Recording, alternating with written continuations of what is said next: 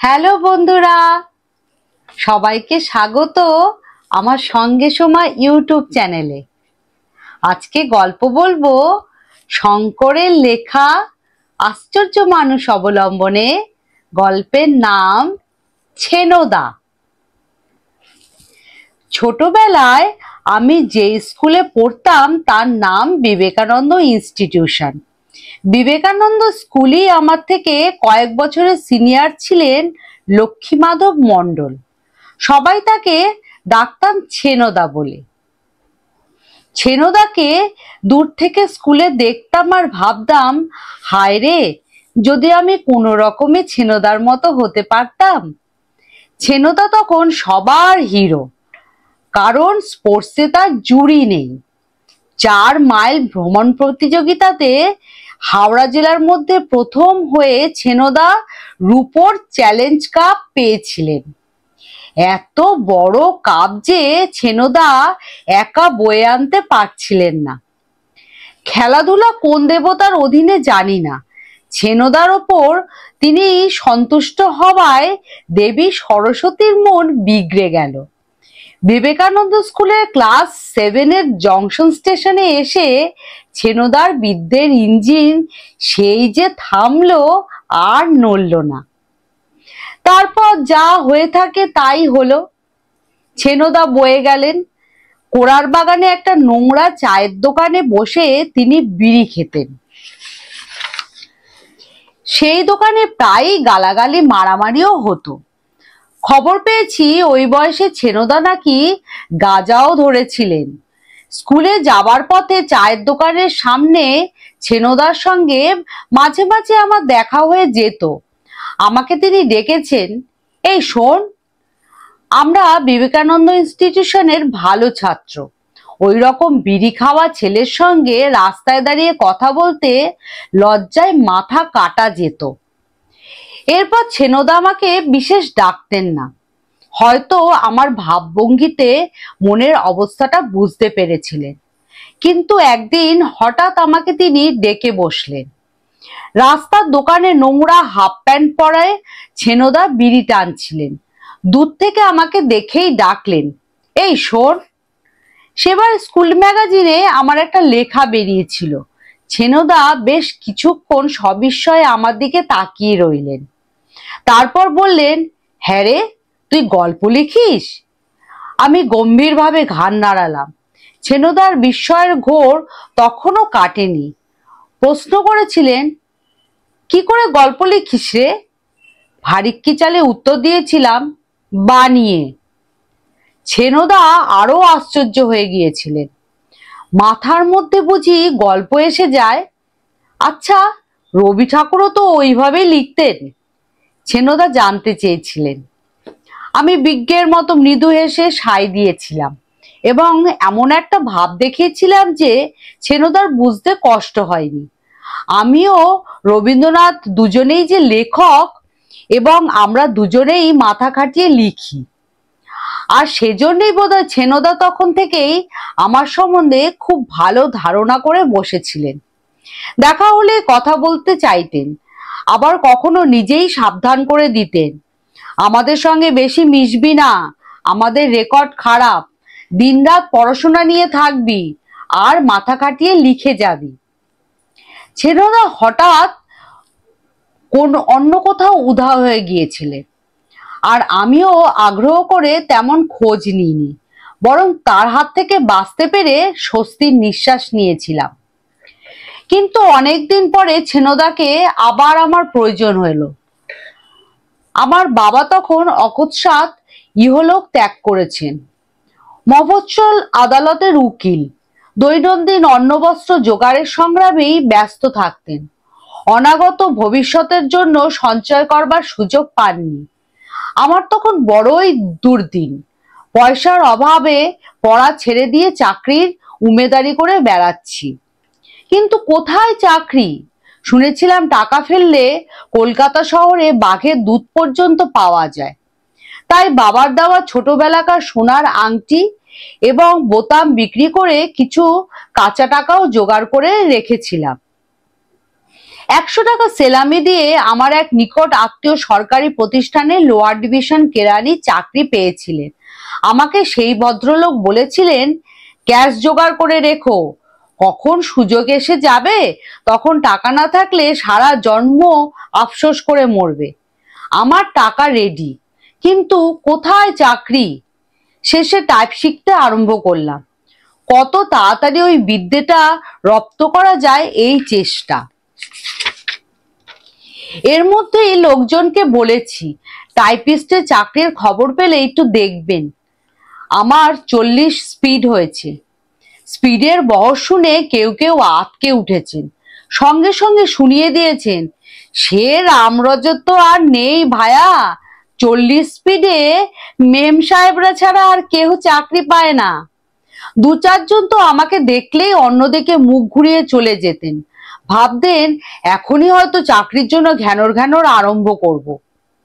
এমন সময় একদিন আমাদের গলির মোড়ে ছেনোদাকে দেখতে পেলাম। সাদা হাফ শার্ট, খাকি হাফ প্যান্ট, কালো জুতো আর সবুজ মোজা পরে ছেনোদা চলেছেন।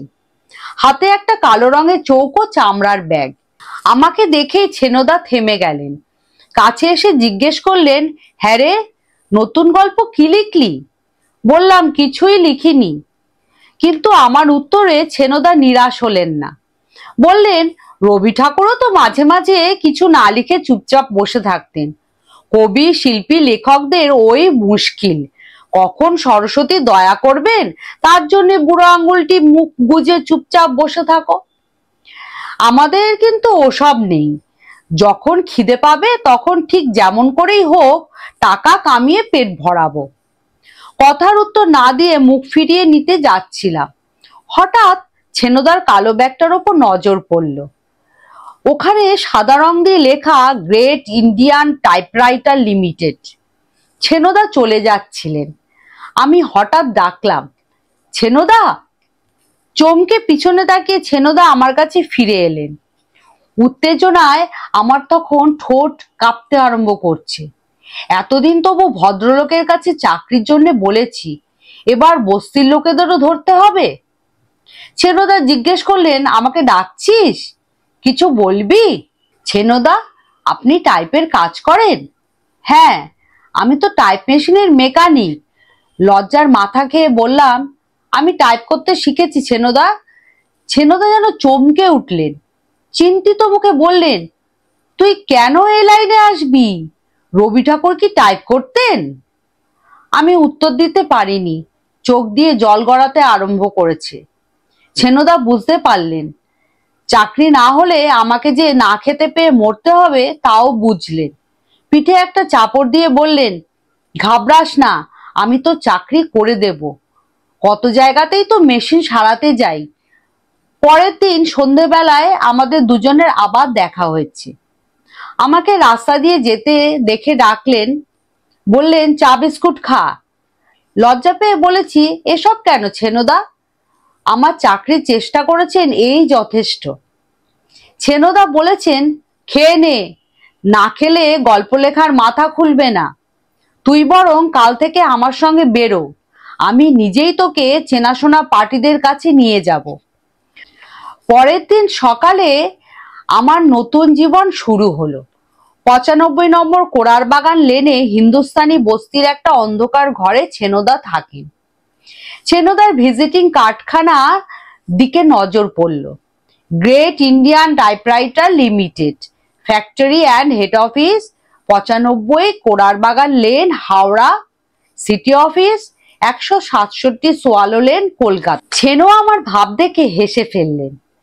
নিজের ব্যাগটা দেখিয়ে বললেন, অফিসের নামটা দেখে ঘাবড়াস না, আসলে এই ব্যাগটাই আমার ফ্যাক্টরি, এটাই আমার সিটি অফিস, এটাই আমার হেড অফিস।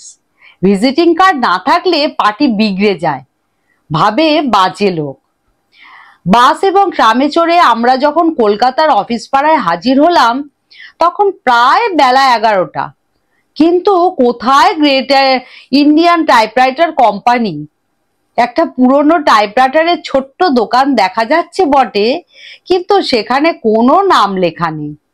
দোকানের সামনে রাস্তার ওপর খান কয়েক বেঞ্চি পাতা, সেখানে কয়েকজন লোক বসে আছেন। তাদের সকলেরই হাতে ছেনোদার মতো একটা চামড়ার ব্যাগ। ছেনোদা তাদেরকে বললেন, তোমাদের আমি মাইরি সাবধান করে দিতে চাই, মুখ দিয়ে যদি খারাপ কথা বেরোয় তাহলে একটি ঘুষিতে মুখের জিওগ্রাফি পাল্টে দেব। ছেনোদা এবার আমার পরিচয় করিয়ে দিলেন। এ আমার ছোট ভাইয়ের মতো, তোমাদের মতো বিশ্ব বখাটে নয়, খুব ভালো ছেলে। এর লেখা পদ্য গল্প কাগজে ছাপা হয়। ভদ্রলোকেরা এবার সত্যি বেশ অবাক হয়ে আমার দিকে তাকালেন। বললেন, দাঁড়িয়ে রইলেন কেন, বসুন। দোকানের মধ্যে যে ভদ্রলোক দাঁড়িয়েছিলেন তার গায়ে একটা তেলচিটে গেঞ্জি, চোখে চশমার একটা ডাটি নেই, সুতো দিয়ে বাঁধা, কাচের আলমারির মধ্যে নানা সাইজের যন্ত্রপাতি। ছেনোদা বললেন, পাচুদা, কেন মাইরি লেজে খেলাচ্ছ? একটা এসকেপমেন্ট হুইল দাও, না হলে পার্টিটা হাতছাড়া হয়ে যাবে। পাচুদা পান চিবোতে চিবোতে বললেন, 14 নম্বর রেমিংটন তো? কোম্পানির মাল নাও, আনিয়ে দিচ্ছি। বেঞ্চির এক ভদ্রলোক এবার নিচু গলায় ফোড়ন কাটলেন, আর সাধুগিরি করতে হবে না, কোম্পানির ঘরের মাল বেচেই তো উনি সোয়ালো লেনের বিজনেস চালাচ্ছেন।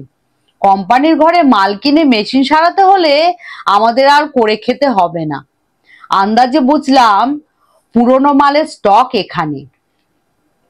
পাঁচুবাবুর কাছ থেকে পার্স কিনে ছেনোদা বেঞ্চিতে এসে বসলেন। এ রাজত্বে ছেনোদার দোদণ্ড প্রতাপ, সব মেকানিক ওকে ভয় করেন। বেঞ্চিতে ততক্ষণ 17-18 জন মেকানিক জড়ো হয়েছেন।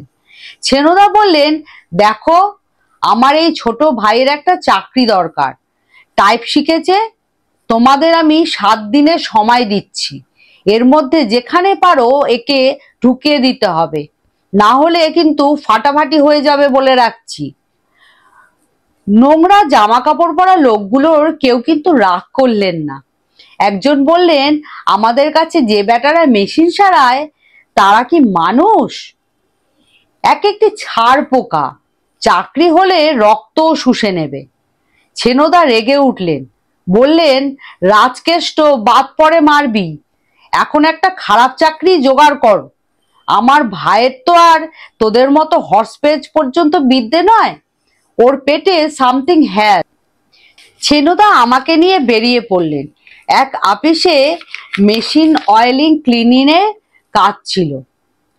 আমার হাতে ব্যাগটা দিয়ে ছেনোদা কাজ আরম্ভ করলেন। আমি অবাক হয়ে দেখতে লাগলাম।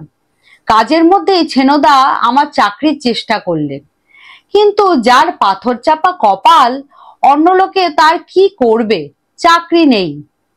কাজ শেষ করে 2 টাকা পকেটে পুরে ছেনোদা আমাকে নিয়ে সোজা খাবারের দোকানে ঢুকলেন। তখন প্রায় 1টা বাজে। প্রায় 12 আনার মতো খাইয়ে দিলেন আমাকে। আমি আপত্তি করতে গিয়েছিলাম, কিন্তু ছেনোদার ওই এক যুক্তি, ভালো ছেলেদের খাওয়া দরকার, তবে তো মাথা খুলবে, তবে তো গল্প পদ্য এইসব লিখতে পারবি। টাইপরাইটারের বিচিত্র জগতের সঙ্গে আমি ক্রমশ পরিচিত হয়ে উঠেছিলাম, কিন্তু চাকরি আর হয় না।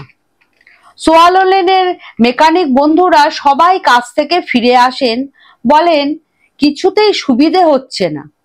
ছেনোদা এই কথা শুনে বেজায় রেগে ওঠেন, বলেন, পিয়াজি ছাড়ো, আরো 3 দিন সময় দিলুম, এর মধ্যে যদি কাজ না হয় তাহলে তোমাদের প্রত্যেকের রোজ 1 আনা করে ফাইন দিতে হবে। ট্যাকের করি খরচ হলে তবে যদি তোমাদের গতন নড়ে। এরপর ছেনোদা গালাগালি দিতে যাচ্ছিলেন, কিন্তু আমার উপস্থিতি সম্বন্ধে সচেতন হয়ে চুপ করে গেলেন। আমি ছেনোদাকে বলেছি, কতদিন আমার জন্য পয়সা নষ্ট করবেন? আমি তো নষ্ট করছি না, তুই তো রোজগার করছিস, এই যে আমার সঙ্গে আপিসে আপিসে যাচ্ছিস, আমাকে সাহায্য করছিস, এর কোনো দাম নেই? সাহায্য তো খুব করছি। পার্টির কাছে ছেনোদা আমাকে অ্যাসিস্ট্যান্ট বলে পরিচয় করিয়ে দেন। মেশিনে হাত দিয়ে পরীক্ষা করতে করতে বলেন, টেক ডাউন। আমি তাড়াতাড়ি ব্যাগ থেকে রাবার স্ট্যাম্প মারা প্যাড বের করে এস্টিমেট লিখি। ছেনোদার সংসার নেই, কিন্তু অভাব আছে, তবু মুখ ফুটে সে কথা বলেন না। আমি আবার তার ঘাড়ে চেপেছি, কিন্তু আমার যে উপায় নেই। পৃথিবীতে এত মানুষ থাকতে ছেনোদা আমাকে ভালোবাসে কেন বুঝতে পারি না। সে আমার স্বভাবের জন্য নয়, সে আমার দারিদ্র্যের জন্যও নয়, সে আমার লেখার জন্য। কবে হঠাৎ একটা লেখা স্কুলের ম্যাগাজিনে লিখেছিলাম, ছেনোদা সেটা পড়েননি, শুধু হয়তো দেখেছিলেন। তাতেই উজাড় করে ভালোবাসা ঢেলে দিলেন। আর তারই সুযোগ দিনের পর দিন এই সোয়ালোলেনের দোকানে তার ঘাড়ে বসে খাওয়া দাওয়া করছি। ছেনোদা বেশ কিছুদিন পর মেকানিকদের বললেন, তাহলে তোমরা আমার ভাইয়ের চাকরির জন্য কিছুই করনি, বেশ কয়েকদিন পেরিয়ে গিয়েছে, আজ তাহলে ফাইন দাও, ন্যাপা প্রত্যেকের কাছ থেকে 1 আনা করে আদায় করো। যেমন হুকুম তেমন কাজ। ন্যাপা ফাইন আদায় করতে আরম্ভ করলো। দেখলাম বিনা প্রতিবাদে ন্যাপার হাতে 1 আনা করে সবাই দিতে লাগলো। ছেনোদা 4 আনা দিলেন। তাহলে টোটাল কত হলো? ন্যাপা বললে 1 টাকা 4 আনা। গুড, ছেনোদা বললেন। বাড়ি ফেরার পথে হাওড়া স্টেশনে ছেনোদা পয়সাটা আমার হাতে দিলেন। আমার খুবই লজ্জা করছিল, কিন্তু ছেনোদা প্রচন্ড এক বকুনি দিলেন।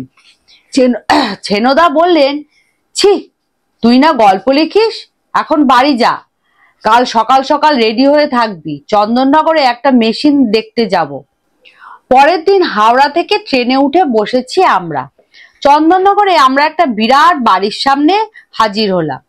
বাড়ির মালিক নাম করা ব্যবসাদার, তারই ঘরের টাইপরাইটার। শেঠজি তখন গেঞ্জি পরে হনুমানজি ছবির সামনে মাথা ঠুকছিলেন। শেঠগিন্নি আমাদের বসতে দিলেন। চাকর টাইপরাইটার মেশিনটা আমাদের সামনে টেবিলে বসিয়ে দিয়ে গেল। শেঠজি এসে জানালেন, এই মেশিনটা খুব পয়া, ভাঙা লোহার সামান্য দোকান থেকে আজ যে তিনি বাড়ি গাড়ি মিল করেছেন, তার যত চিঠিপত্র সব ওই মেশিন থেকে বেরিয়েছে। ব্যাগ খুলে যন্ত্রপাতি বের করলাম। বিশেষ যত্নের সঙ্গে ছেনোদা ক্যারেজটা আস্তে আস্তে খুলে টেবিলে নামিয়ে রাখলেন। অভিজ্ঞ চোখে তিনি এবার ওই ধুলো পড়া বৃদ্ধা মেশিনের অসুখ খুঁজে বেড়াতে লাগলেন। আমিও দেখছি এক মনে। ছেনোদা মেশিনের দিকে চোখ রেখেই বললেন, টেক ডাউন। প্যাড বের করে একটা কার্বন লাগিয়ে আমি টুকতে লাগলাম। 1 ক্যারেজ স্ট্র্যাপ, 1 এসকেপমেন্ট হুইল। শেঠজি বললেন, পুরানো মেশিনকে একেবারে নতুন বানিয়ে দিতে হবে। কালিচুলি মাখা হাত দুখানা ঝাড়নে মুছতে মুছতে ছেনোদা হিসেব করতে লাগলেন, আর আমি মেশিনের মধ্যে একটা কাগজ চাপিয়ে টাইপের নমুনা দিতে লাগলাম। ছেনোদা বললেন, শেঠজি 30 টাকা লাগবে। 30 রুপায়া? শেঠজি জীবনে এমন আশ্চর্য কথা যেন শোনেননি। মোটর গাড়ি মেরামতো নাকি এত টাকা লাগে না।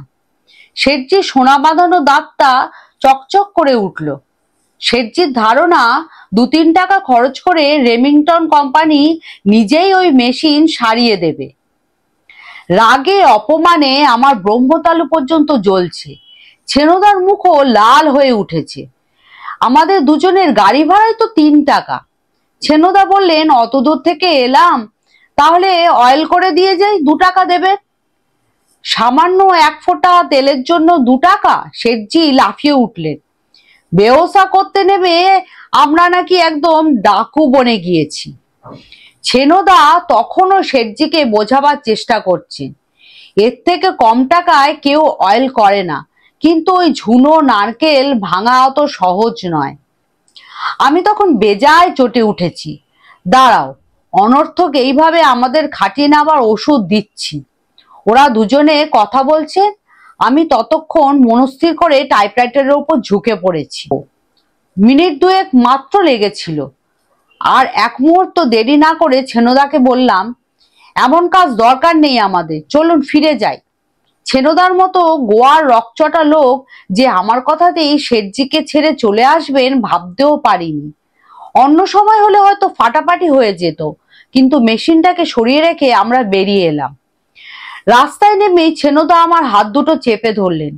তারপর আমার দিকে এমন ভাবে তাকালেন না, সে চাহনির বর্ণনা দেবার মতো শক্তি আমার নেই। আমি বুঝলাম আমি তাকে ফাঁকি দিতে পারিনি, আমি ধরা পড়ে গিয়েছি। শুধু কোনো রকমে বললেন, এ কি করলি তুই? শুধু হাত পা নয়, আমার সমস্ত দেহই ততক্ষণে অবশ হয়ে এসেছে। মনে হলো এখনই হয়তো পথের মধ্যে লুটিয়ে পড়ব। বললাম, দুটো মাত্র ফিড রোলার খুলে নিয়েছি। ছেনদার তখনও যেন বিশ্বাস হচ্ছে না। বললেন, তুই না পদ্য লিখিস? হা ঈশ্বর, এ কি করলে?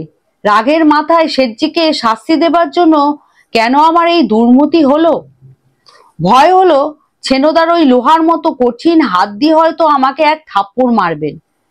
কিন্তু কই, কিছুই তো করলেন না। তার মুখটাও একেবারে ফ্যাকাশে হয়ে উঠেছে। বোধহয় নিজের অনাগত ভবিষ্যতের ছবি তার চোখের আয়নায় মুহূর্তের জন্য প্রতিফলিত হয়েছিল। কানে কানে ছেনদা বললেন, ওরা বুঝতে পেরেছে। তারপর আমাকে প্রায় হিড়হিড় করে টানতে টানতে স্টেশনের দিকে হাঁটতে লাগলেন। কিন্তু সত্যি ওরা বুঝতে পেরেছে। হই হই করে দুটো দারোয়ান আমাদের দিকে ছুটে আসছে। ছেনদা চোরাই ফিড রোলার দুটো আমার হাত থেকে আচমকা ছিনিয়ে নিয়েছিলেন। ছেনদা বলেছিলেন, আমরা দাগি লোক, আমাদের কিছুই হবে না। ফিড রোলার দুটো নিজের পকেটে পুড়তে পুড়তে বলেছিলেন, তোর যে না হলে রেকর্ড খারাপ হয়ে যাবে। দারোয়ানরা আমাদের দুজনের ঘাট চেপে ধরেছিল। আমার পিঠেও কিল মেরেছিল দু একটা। ছেনদার নাক দিয়ে তখন ফিনকি দিয়ে রক্ত বেরোচ্ছে। তবু ছেনদা বলেছিলেন, ওকে ছেড়ে দিন, ওর কোনো দোষ নেই, আমি চুরি করেছি। ওরা সত্যি আমাকে ছেড়ে দিয়েছিল আর ছেনদাকে থানায় পাঠিয়েছিল। একটা আদলাও ছিল না আমার কাছে। বিনা টিকিটে ট্রেনে চড়ে বাড়ি ফিরে সারা রাত কেঁদেছি। কেউ জানতে পারেনি আমার জীবনের এই অন্ধকার মুহূর্তের সংবাদ কারো কাছে প্রকাশিত হয়নি। কাগজে খবর বেরিয়েছে, টাইপরাইটারের অংশ চুরির দায়ে 3 মাস কারাদণ্ড। ম্যাজিস্ট্রেট তার রায়ে এই ধরনের ঘৃণ্য অপরাধের বিরুদ্ধে যে তীব্র মন্তব্য করেছেন তারও বিশদ প্রকাশিত হয়েছে। 3 মাস পরে ছেনদা জেল থেকে ফিরে এসেছেন। খবর পেয়েছি, কিন্তু দেখা করতে সাহস হয়নি। কোড়ার বাগান দিয়ে পথ হাঁটাই বন্ধ করে দিয়েছি। ছেনদার মুখোমুখি দাঁড়াবার সাহস নেই আমার। কিন্তু আমার জন্যে ছেনদা যে এমন হবে কে জানতো। ছেনদা সব গিয়েছে। সোয়ালো লেনের পাঁচু বাবু ছেনমণ্ডলকে আর বেঞ্চিতে বসতে দেননি। জেলখাটা টাইপরাইটার চোরকে দিয়ে কে আর মেশিন সারাবে? তারপর শুরু হয়েছে নিশ্চিত অধঃপতনের ইতিহাস। আমার অপরাধ নিজের দেহে ধারণ করে নিজের সর্বনাশ ডেকে এনেছেন ছেনদা।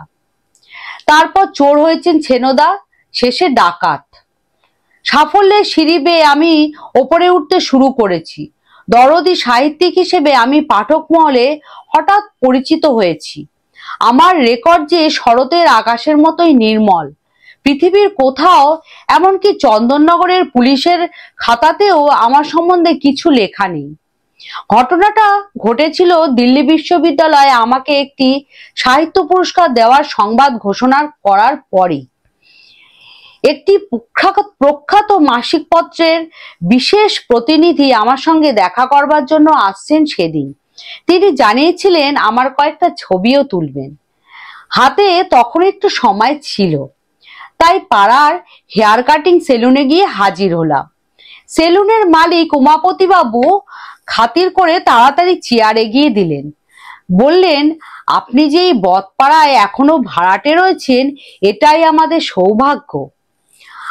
এখানে থেকেও কত উচ্চ চিন্তা করেছেন দিনরাত।